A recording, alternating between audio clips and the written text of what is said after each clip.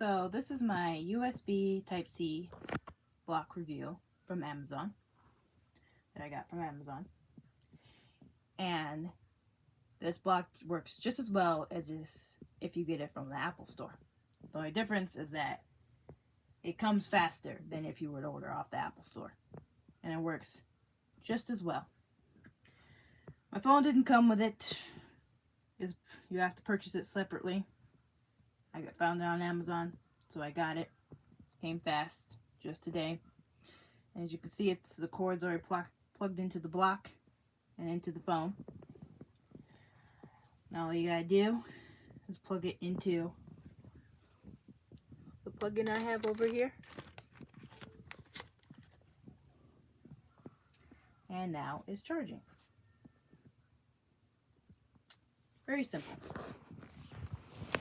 I'm so glad that I can finally stop sharing the same cord that I have with my iPad. Because now my phone has a block of its own and now it can charge.